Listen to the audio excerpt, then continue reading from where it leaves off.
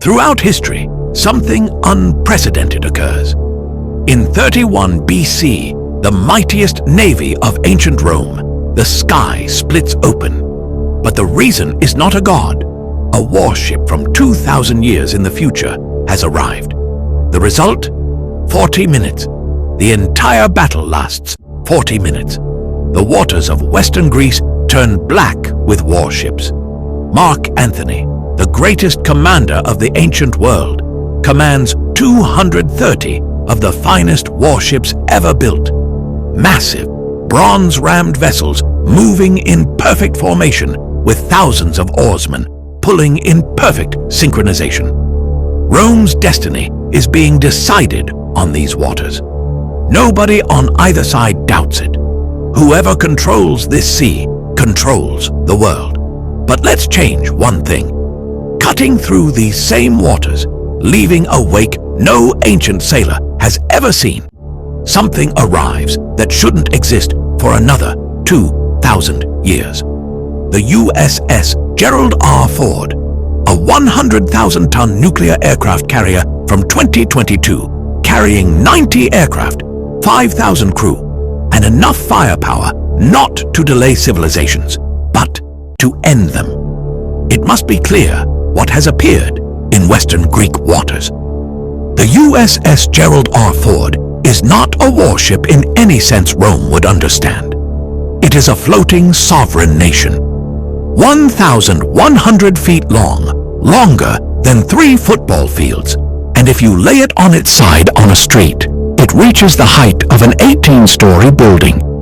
Ancient Rome's ships would have called it a god. It runs on 2 nuclear reactors that need no refueling for 25 years. It doesn't care about wind. It doesn't care about tides. It moves at 30+ knots in any direction it chooses, which to a desperate Roman oarsman pulling at his bench would look like pure sorcery. Mark Antony's ship's size, like a swimming pool. Ford, like an entire Olympic complex. What it carries is where things become truly unfair. 90 aircraft, FA-18 Super Hornets, EA-18G Growlers for electronic warfare, E-2D Hawkeyes for airborne surveillance that can track hundreds of targets simultaneously across hundreds of miles. Even a single FA-18 flies faster than the speed of sound and carries precision munitions capable of destroying a specific building from 15 miles away. The carrier's defensive systems include the evolved Sea Sparrow missile system, RIM-116 rolling airframe missiles, and the Phalanx CIWS, a rotary cannon specifically designed to destroy anything that gets too close, firing 45,500 rounds per minute. Ford doesn't just fight. It dominates entire theaters of war simultaneously, from 50,000 feet down to the waterline in 31 BC. It's essentially a god that chose to show up in person. But let's not underestimate what it faces. Mark Antony's fleet at Actium isn't a mob of wooden boats. These are Quinqueremes, 5-tiered warships engineered with the precision that Rome spent centuries perfecting. Their bronze rams punch through enemy hulls at ramming speed. Their towers carried trained archers, artillery catapults launching 50-pound stones, and soldiers who have been fighting since childhood. Roman naval commanders are masters of formation tactics, flanking maneuvers, and psychological warfare. They have broken entire civilizations through sheer discipline and brutality. And behind the fleet sits the broader Roman war machine, the most sophisticated logistics network in the ancient world, supply lines stretching across the Mediterranean, and an army of 70,000 soldiers on land that no naval battle alone can neutralize. Rome survived Hannibal crossing the Alps with war elephants. Rome does not panic easily, but Rome has never seen anything like this. It begins before the Romans even know there is a threat. 6 a.m. An ancient Roman lookout squints at the horizon. Suddenly, he notices something unseen before. Massive, gray, moving unlike any ship he has ever seen. He opens his mouth to report it. He doesn't get the chance. Two FA-18s drop to 200 feet and go supersonic. The E-2D Hawkeyes have already mapped every Roman vessel within a 300-mile radius in minutes. Their positions, their speeds, their formation gaps. Data streams back to the carrier in real time. Ford's combat system categorizes all 230 vessels simultaneously. The sonic boom begins. The sky splits. A sound like the sky tearing open. The sonic boom hits the towers like a physical wall. Oarsmen drop their oars. Horses on transport ships rear in terror and throw men overboard. Soldiers who held formation against Parthian cavalry charges grab whatever is nearest and hold on. A sound like the heavens splitting, and then two dark shapes are already banking hard to the north, gone before anyone can process what just happened. Psychological damage is already done, but Ford hasn't fired a single round. Now it does. Two Super Hornets swing back in a wide arc and line up on the command cluster, Antony's heaviest Quinqueremes, identifiable by their elevated command towers. The pilots select Mark 82 unguided bombs. At this range, precision isn't even required. The first bomb hits a command Quinquereme dead center. The detonation doesn't just sink the ship, it vaporizes the upper deck, sends the ram spinning 200 feet through the air, and creates a pressure wave that capsizes the two vessels alongside it. 3 ships gone in 4 seconds. No warning, no escalation, no counterattack possible. The greatest commander of the ancient world, Mark Antony, has never lost in his entire life. He fought across 3 continents. He stopped the Parthians. But now, he is watching something that his mind has no category to even describe. Antony's officers are screaming conflicting orders. Half the fleet tries to tighten formation, the fundamental tactics of ancient Rome that have been drilled into them. The other half begins breaking toward open water. This is exactly the wrong response to an air threat. But there is no right response to an air threat in 31 BC because the concept doesn't exist yet. Half trying to tighten formation, half fleeing. Both are dying. The Hawkeyes flag the breakaway group. 2 more FA-18s are already in the air. They carry AGM-65 Maverick missiles. Fire and forget.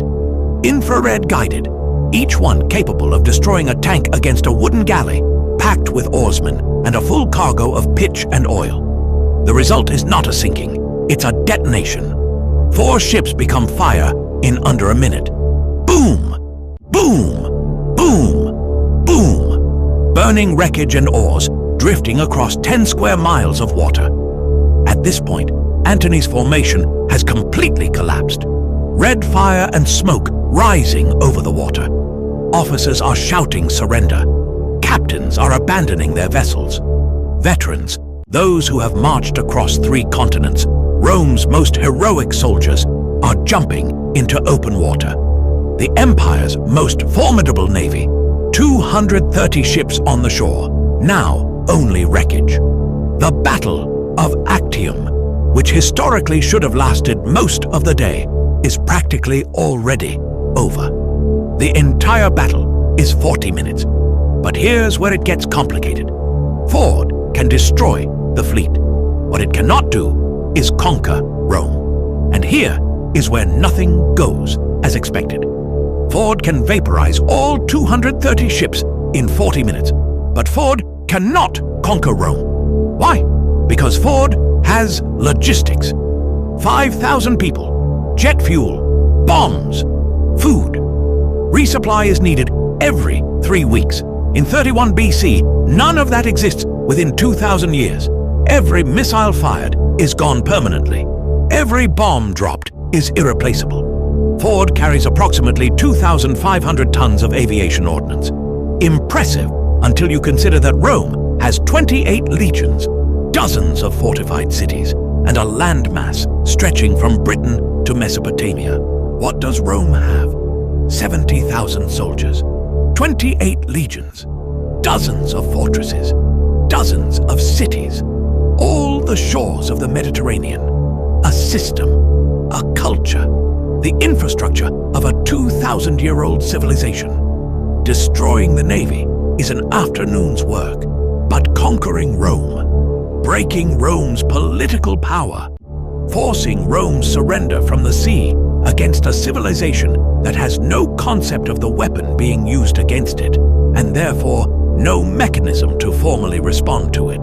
That is an entirely different problem. There is also the question of who Ford is even fighting for. At Actium, it's Octavian versus Antony, both Roman. Picking a side in a Roman civil war from a nuclear aircraft carrier is arguably the most complicated geopolitical situation in human history.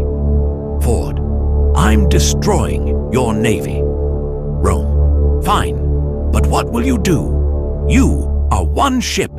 I am an empire. When the smoke clears over the Ionian Sea, Antony's fleet is gone. Not damaged, not retreating, gone. 230 ships reduced to burning wreckage and oars, drifting across 10 square miles of water. Surviving Roman soldiers would later describe it in the only language available to them: divine punishment, a god of thunder and fire that needed no wind and left no survivors. The sky split open. Rome itself carried on, because Rome always carries on. The Battle of Actium. The moment that was supposed to decide the fate of the ancient world. Rome's destiny was not a collapse, but the navy was. Yes, it was completely destroyed. Here is one truth.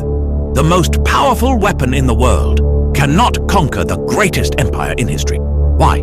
Because war is not won with bombs alone. Because logistics exist. Because culture exists. Because Rome has a system that lasts 2,000 years. Send the Ford ship.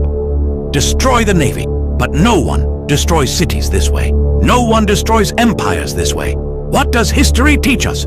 Technology wins battles, but empires endure. And Rome's fate, unlike this time, would be to continue fighting. 40 minutes later, even if the seas are at peace, war continues on the continents. Because Rome is Rome, and Rome never, ever surrenders. If you enjoyed this video, please leave a like and subscribe to our channel. Every new subscriber gives us the power to create better quality content. You can also write in the comment section about what historical scenarios you're curious about. Thank you so much for watching. See you in the next video. Goodbye.